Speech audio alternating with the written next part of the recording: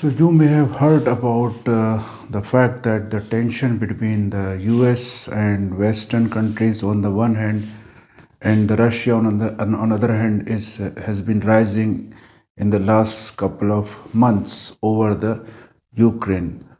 So today we are going to talk about why exactly Russia want to have an influence over the Ukraine and other countries surrounding the Russia.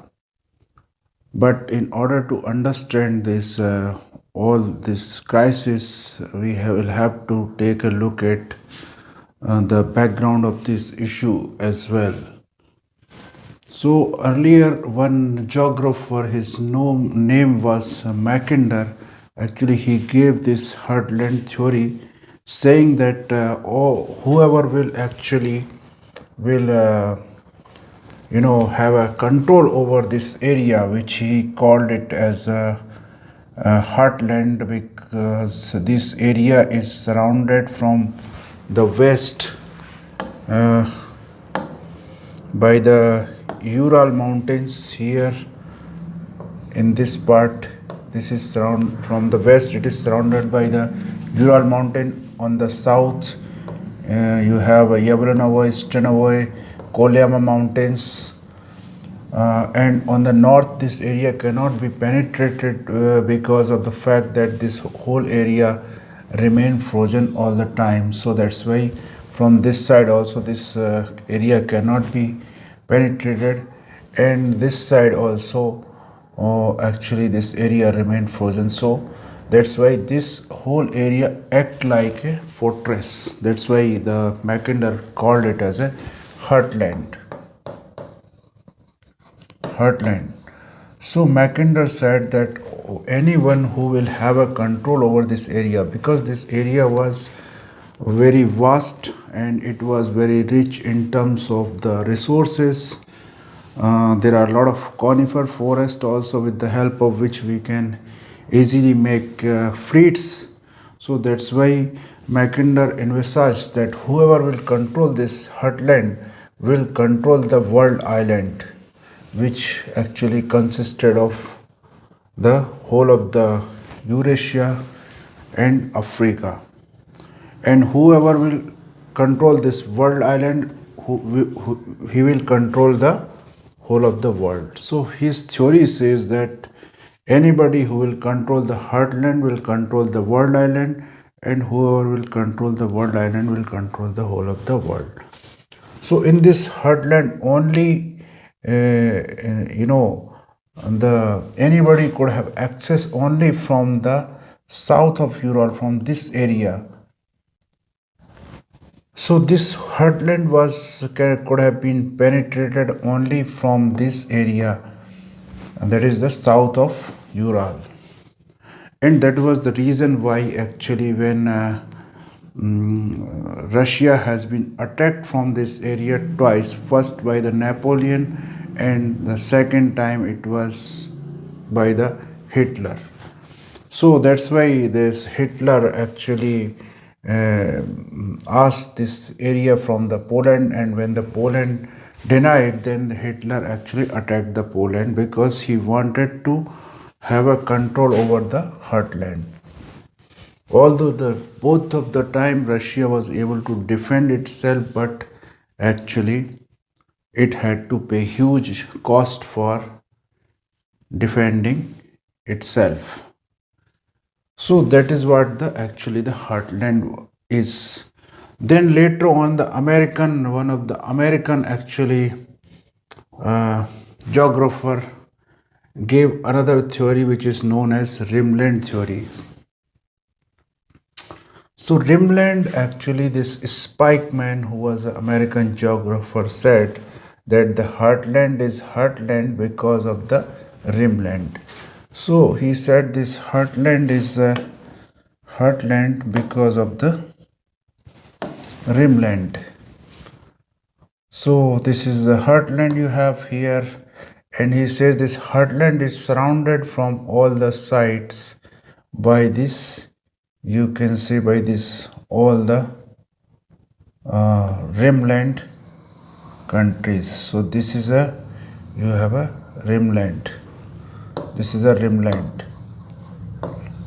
So this Spikeman said that heartland is heartland because of the rimland. So if anybody will have a control over this rimland, then it will squeeze the heartland, and it can also have a control over the heartland.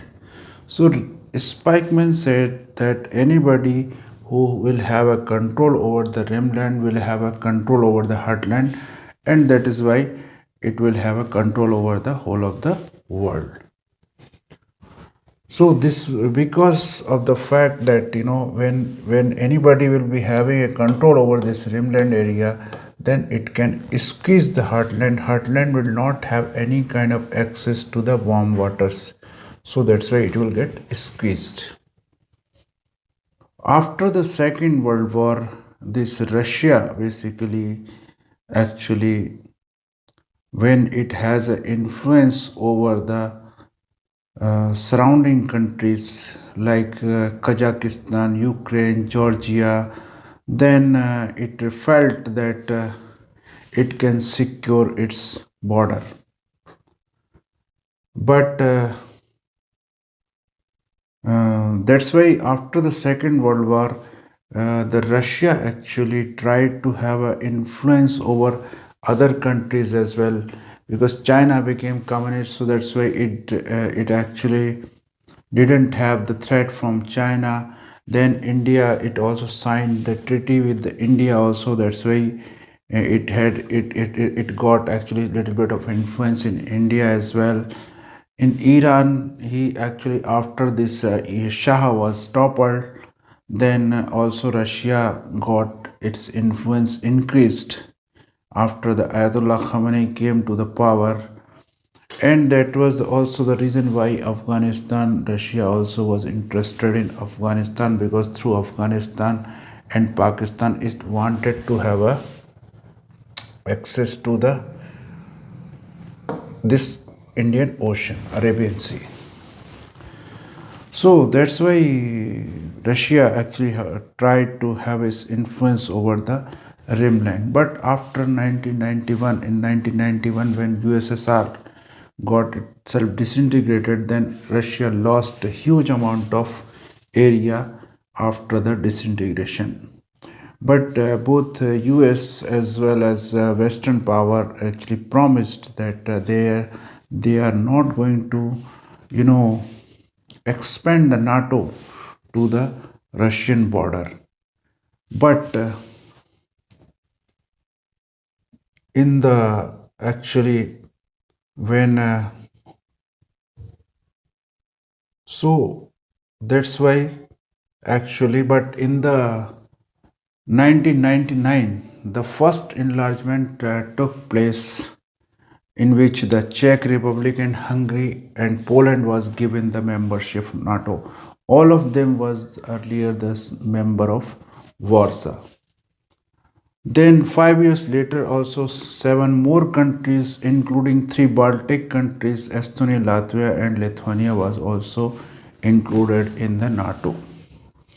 That's why Russia felt threatened, but actually was not able to respond forcefully, because at that point of time Vladimir Putin was busy actually reconstructing the economy of the Russia.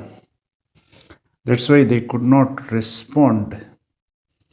But when actually in 2008, when the US promised membership to the Georgia and Ukraine in the Bucharest summit, then Russia actually responded forcefully, and that's how actually he sent actually its forces to the Georgia, where the separatist movement was taking place, and is still right now.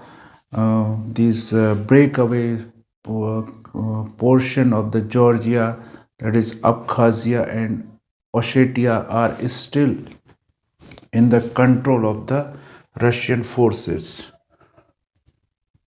So that's how actually Russia felt threatened. Then The Black Sea actually, which was considered as a Russian lake, because only through Black Sea it has the access to the warm water.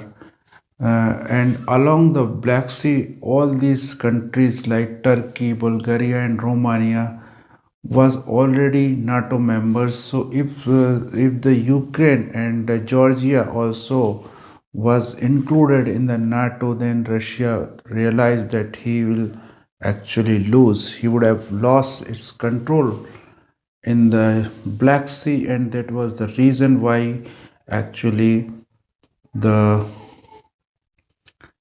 in 2014 when the Mr. Yanukovych, who was pro-Russian, was toppled, then Russia went on to capture the Crimea Peninsula, establishing its control over the Sevastopol port, where actually the Russian fleet actually is based. So that's how actually you may have realized that the in the last couple of years that Russia has tried to actually establish its influence in the rimland area, because how exactly Russia has gone on to get its influence increased in the rimland area, like we have already discussed that South Ossetia and Abkhazia are the self-proclaimed republic that is broke away from that has been broken away from the Georgia, which are still controlled by the Russian-backed forces. In Ukraine also, eastern Donbas region is actually controlled by the rebel, which is backed by the Russians. So that's how. In this, you know that in the 2020, when protest erupted in Belarus after the controversial election, then Putin sent the forces to restore the order in the country. So that's how in Belarus also he has been able to increase his influence, and with the help of what is Belarus also recently, there's Putin has been able to actually create the migrant crisis along the Poland border. Then in the when in the same year when Russia also sent a lot of forces to peacekeeping forces to end the war between Armenia and Azerbaijan. So that's how this Putin has been able to re-establish its influence in the Caucasus region also. And this month itself, when the violent unrest broke out in Kazakhstan, then which is the largest and wealthiest country in the Central Asia, its leader actually turned to Russia for help, and Putin immediately actually dispatched troops to the under the banner of CSTO, Collective Security Treaty Organization, to quell the protests. So that's how you may have realized that Russia has been able to restore its influence in the rimland area. It's still trying to actually increase in its influence in the rimland area, because that is how Russia can secure its border.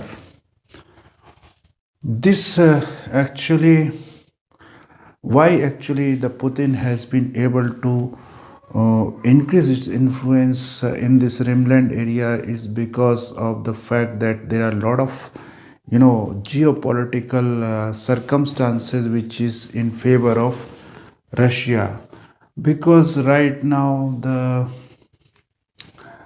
NATO has recently has been defeated in the Afghanistan. That's why Putin knows that it cannot afford to have another war in Ukraine. Then as far as Western Europe is concerned, Europe is rhetorically he actually criticized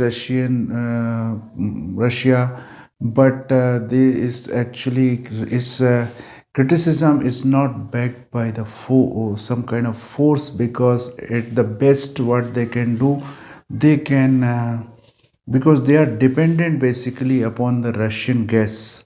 So that is why their criticism actually does not actually is not backed by some kind of force.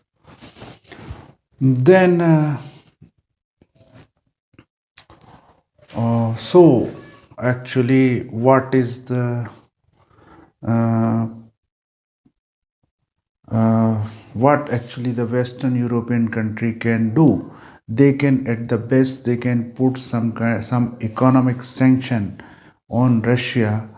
But in the last couple of years, by having a good relationship with the China, now Russia can easily, escape the effect of the economic sanction that is likely to be put by the Western countries. So that's why it will be very difficult for the Western European country to actually held back Russia.